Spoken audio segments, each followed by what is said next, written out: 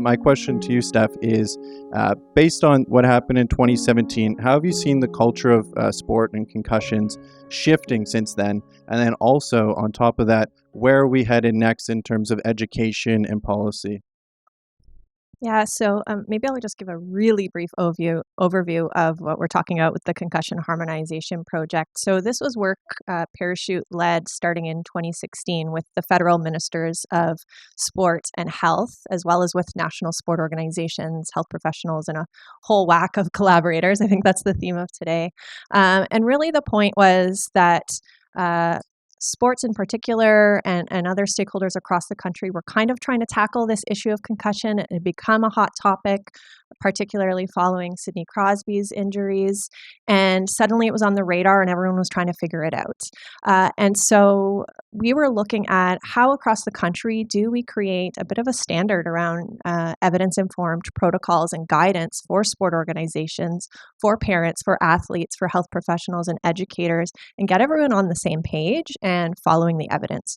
Because there's no reason that one child playing soccer in New Brunswick should have a completely different protocol experience to a child playing hockey in Ontario.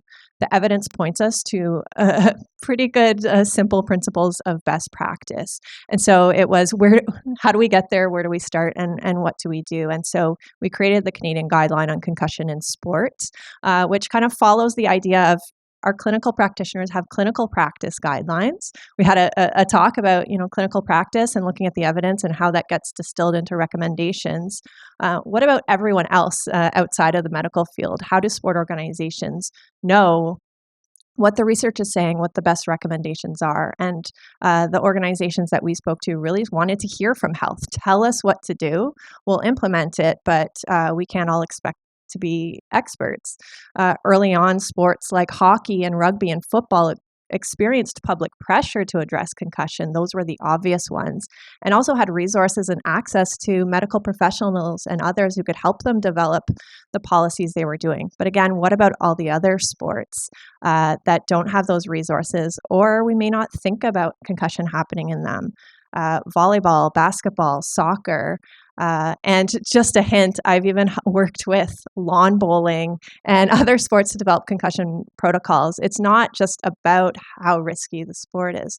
So one of the changes has been this acceptance a little bit. I won't say it's perfect, but a bit more acceptance that concussion protocol and policy is inherent to a sport organization's functioning, and it's not just for certain sports. All sports should be aware. Concussions can happen to participants outside of their sport. It can happen in the rest of their life. It's kind of funny. We try and compartmentalize things, but you're taking the same brain throughout your life. So, we need to be aware that these injuries can happen elsewhere. And also, they can happen within the sport participation sphere, not necessarily in game or practice. There's famous athletes that have sustained concussions falling in the locker room or in their hotel. All of these reasons why sports will ask, well, why do we need this? And there's, a whole laundry list of reasons. So certainly a bit more acceptance of that. And actually now in Canada, we're in a place where Sport Canada now has mandated that any national sport organization they fund has to have a policy and protocol. And they do recommend that it's in accordance with our guideline on concussion in sport. So that has been a big change.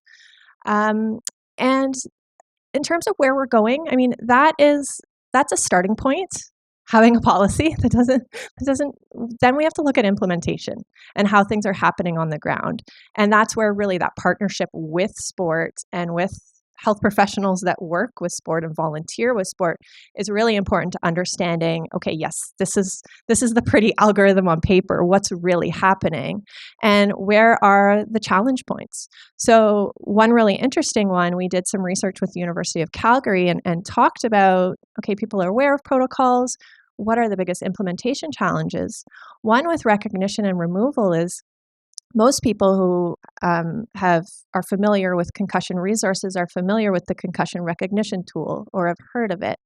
We have a new CRT6 now from the Amsterdam Consensus Conference. And people say, yeah, I know that. It's to help If anyone's not aware, it's a free tool. It's not for health professionals. It's for anyone to recognize a possible concussion. It's not a diagnostic tool. It's got signs and symptoms, some memory questions, and just to kind of get a sense of, is there a potential concussion here and should this athlete be removed? But people have no confidence using it. So we have this tool, and then all of a sudden people are in a situation, and we know situations like this can be very high stakes, even at the very young grassroots community level, and we're asking people to make a decision that they don't have necessarily the confidence and capacity to do. So one of the things we started doing when we do our, webinars, of course, because of the pandemic, and other training events, is it's a start, but doing practice runs, scenarios with the CRT. I liken it to if you do CPR first aid training. They give you all the info, then they make you get on the ground and implement it. Okay, tell that person to call, you in the red shirt, call 911, and they have to do the compression. I don't know, for anyone who's done that, you feel so awkward being thrust into that moment, and it's fake, right?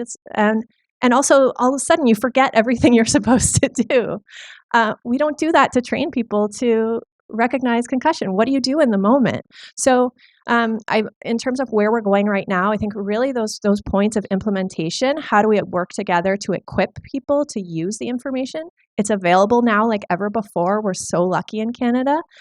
But then we have to equip people with the confidence, because there's a lot of fear around doing the wrong thing, pulling someone for no reason, liability, any number of things. So that's really where we'd like to strengthen at this time. It's an important goal.